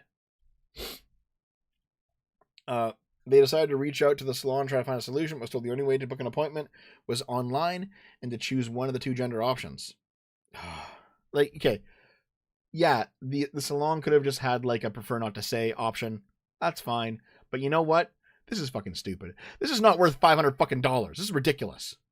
Start again. Thanks to the $2, man. You're right. It warrants digging. Right wingers agree. Most right wingers don't agree. Right wingers are out there posting that it is a fucking race war happening, dude.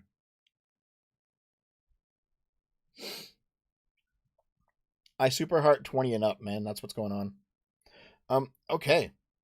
In an email chain attached to the tribunal ruling, the salon staff explained the choice would have no bearing on the haircut itself, and said they never had issues accommodating people in the 2S LGBTQ plus community in the past. Oh my god. So they took it to the Quebec's Human Rights and Youth Rights community. Oh god, I fucking hate this bullshit. In 2024, they determined that they were the victim of discrimination and recommended the salon pay $500 to avoid the risk of being sued. Oh my god. Fuck. But Station 10 refused. The salon's co-owner said that his colleagues would be happy to cut their hair.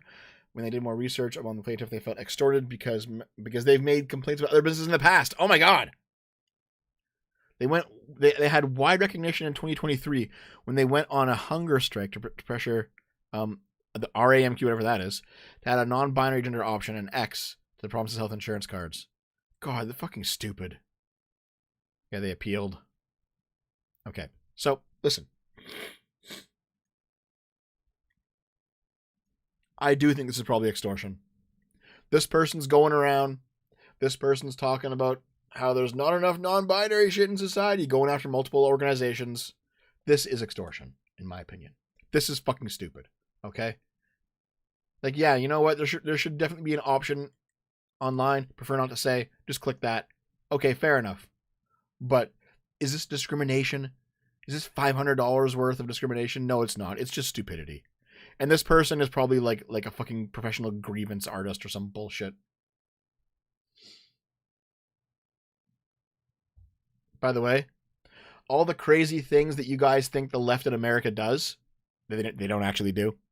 They actually do it in Canada. Canada's left is fucking unhinged. Canada's left is like fucking ridiculous, dude.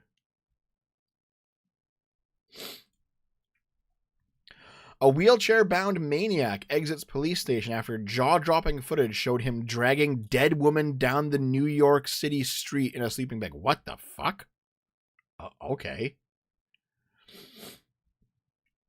The wheelchair-bound man accused of dragging a dead woman's body down a New York City street in a sleeping bag was seen holding onto a plastic urinal as he exited the police station.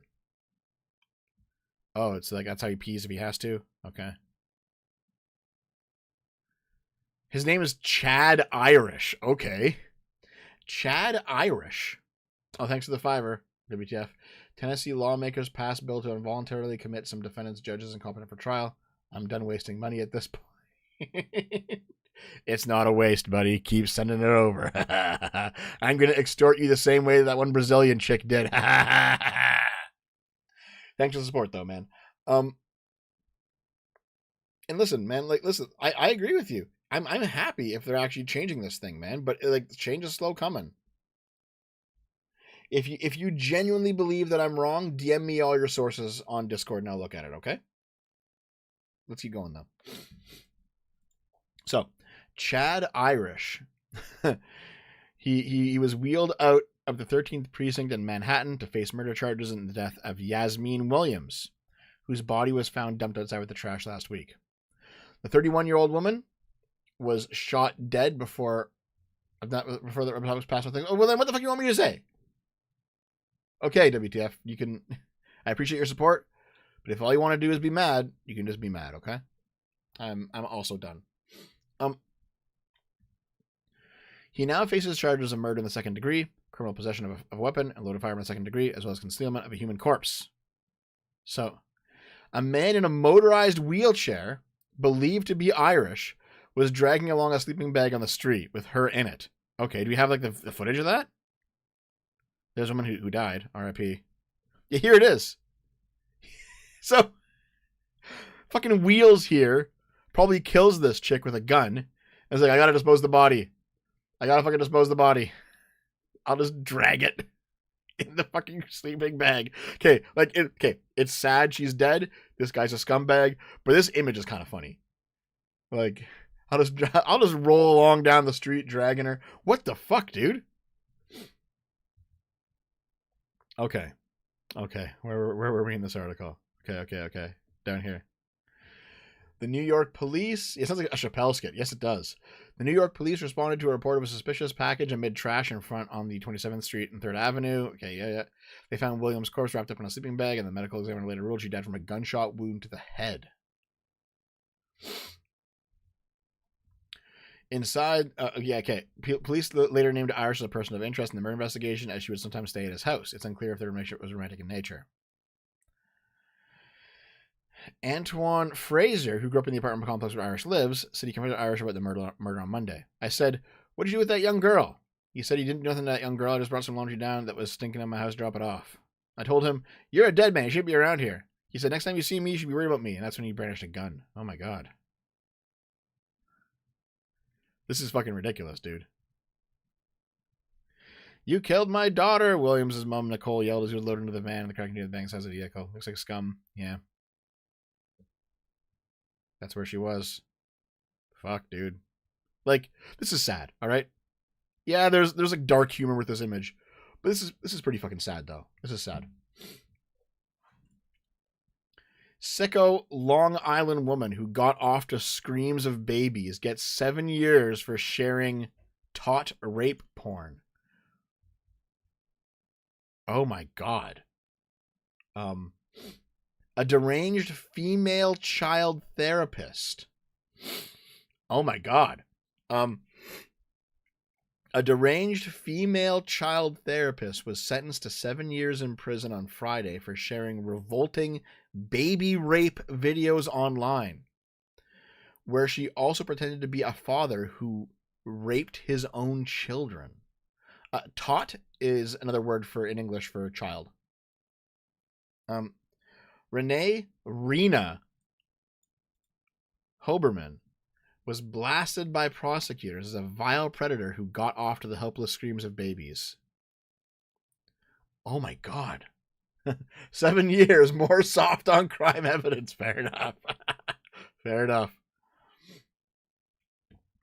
She's a danger to society. More than 100 images were found on Hoberman's devices and accounts, many involving the stomach-turning abuse of young toddlers and even newborns. Hoberman, a licensed social worker from Plainview, pleaded guilty in June to distributing child porn videos on the social media app Kik, including footage of a baby less than 1 year old being raped. Jesus fucking Christ.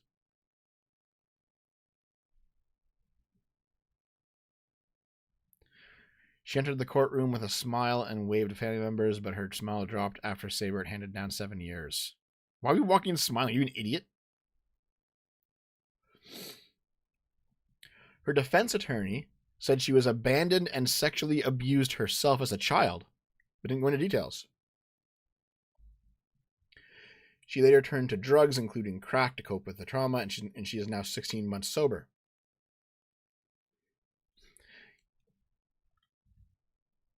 She asked Judge Joanna Sabert to sentence her to 2 to 3 years in prison, but Sabert was not convinced. These are babies. Something needs to be done. Jail is a deterrent. What I've been through is no excuse for my actions. One of the videos that she shared showed a baby between 6 months and 1 year old being held down and raped by an adult man. Oh my god. She participated in perverted online chats in which she posed as the father of several children and claimed to have sex with them. Oh my god, dude.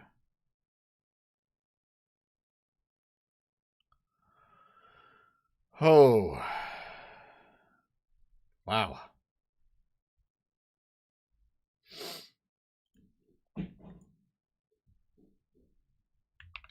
Florida man caught feeding wild alligator resists arrest. He's a good boy and he loves bagels. We're just going to move on from that one. A Florida man who allegedly resisted arrest after being caught illegally feeding an alligator named Hank in his neighborhood pond described the 10-foot beast as a good boy and a good friend. Paul Fortin, 67 years old, was issued a citation by the Florida Fish and Wildlife Commission over the incident. He was arrested by police and taken to county jail after refusing to accept the citation and resisting an officer without violence. He's a good boy. He lets me pet him. He sits there and he loves bagels. He's such a good friend. It's illegal. It's really illegal to do it. Did I know it? No. Did I know I couldn't feed a turtle? Alligators? Yeah, I kind of knew that. I don't know. Maybe I'm Dr. Doolittle. Maybe I'm Dr. Doolittle, guys. Okay. Well, there we go. If you're out here feeding your alligator friend at the park, you might go to jail. Mr. Blood Muffins, thank you. You can't feed the gator bagels, but at least be legal to eat the subject of the last article. Let's hope, guys. Let's fucking hope. Okay, what's next? Ohio mayor arrested on voyeurism after allegedly sniffing a girl's underwear.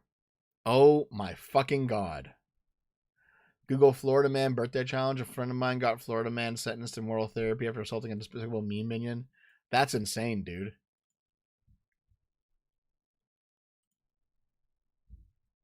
You know what? I'll Google that for next week, man. Thank you very much. Thanks for the $5. Okay. Let's see. A Republican mayor in Ohio is facing criminal allegations after authorities say he was recorded on a concealed camera sniffing an underage girl's underwear. An incident report from the Richland County Sheriff's Office details the accusations against Wesley Dingus. Wesley Dingus? That's the fucker's name? Straight to alligator Alcatraz. Oh my God. Okay. Wesley Dingus.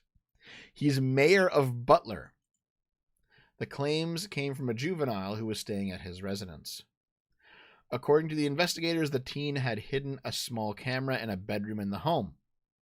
On the 13th of January, she reportedly received multiple motion alerts indicating recordings had been captured. Deputies say the footage showed Dingus smelling at least 4 pairs of her underwear for several seconds and also touching his groin area over his clothes. Richland County's Children's Services passed the report along to law enforcement the same day the alleged incident occurred, and a deputy later interviewed the girl at her school. The deputy later contacted Dingus and arranged a meeting, but the conversation did not happen after his attorney advised canceling it. Dingus appeared in court on Thursday and pleaded not guilty. He was released after posting 10% of a $10,000 bond. He was forced to wear a GPS monitor and barred him from contacting the accuser. Okay. Registered Republican, he became mayor of Butler in 2022. He was elected to a full term. He also struck a fleeing suspect with his car. Oh my God. Okay. So yeah. Fucking panty sniffer going wild here. Dev, you gonna be streaming today? Not after this, no. I'm going back to God damn it. I'm going back to cleaning after this. Check your Boschrick super chats. I also don't have access to that on this computer. I'm sorry, man, but thank you. Whatever you gave, thank you. And I will hop in. I'll check it out next time, okay? Sorry, but thank you. Finally, artwork featuring Christ overlaid with Looney Tunes characters has been removed by the Sydney Council after threats of violence. Oh my God. Okay, so this artwork was put up with Looney Tunes characters kind of photoshopped in.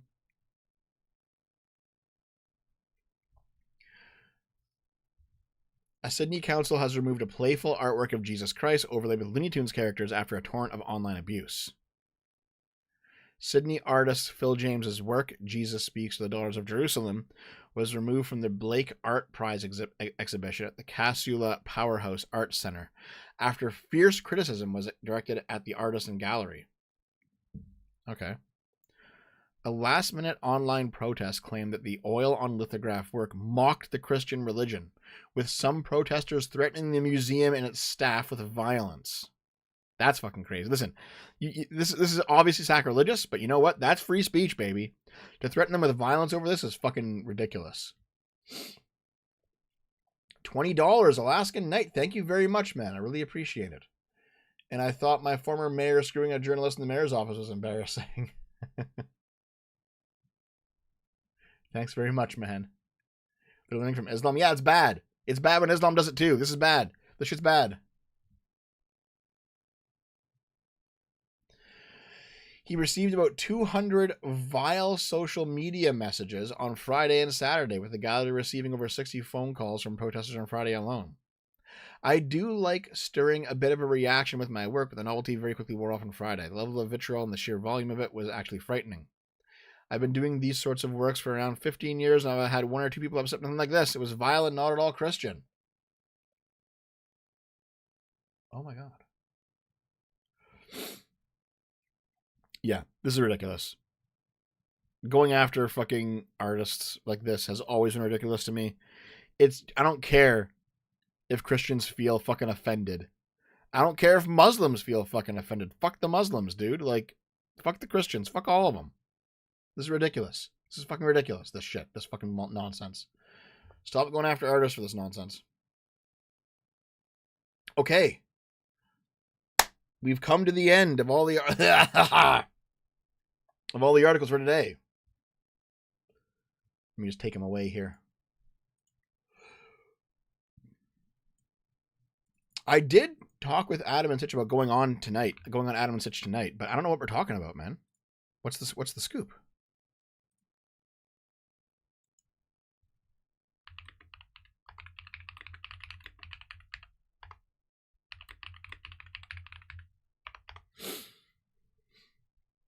I'll check my DMs now.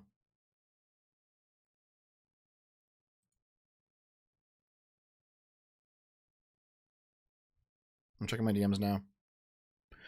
No, Adam and Stitch wanted me to go on a few weeks ago, but I was still sick back then. And I said, yeah, I'll go on whenever you want. But I don't know what the topic is. Is there a topic? I now need to see my fucking self. Adam and Stitch, where are you?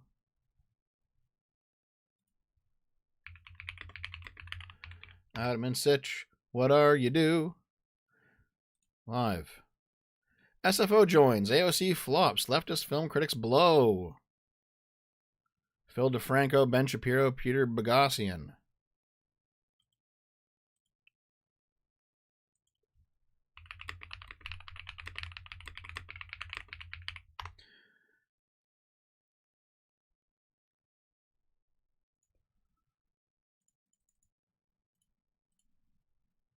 Okay.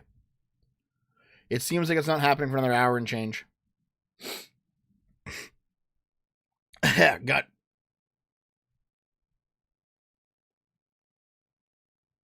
Just a whole bunch of topics, yeah. But okay, I'm done for now. I guess I'll go back and keep cleaning till it's time to do something else. You know what I mean? Okay.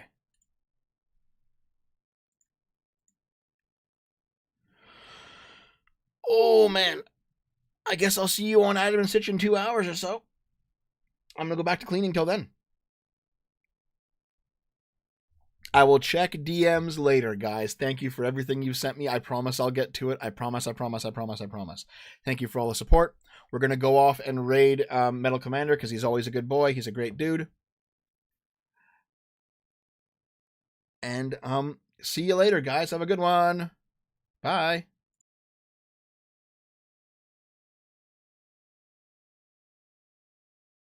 Wait. Before we go. When we go over to Metal Commander's chat, I want you all to tell him to play a second playthrough of Dustborn, okay? Here, hold on.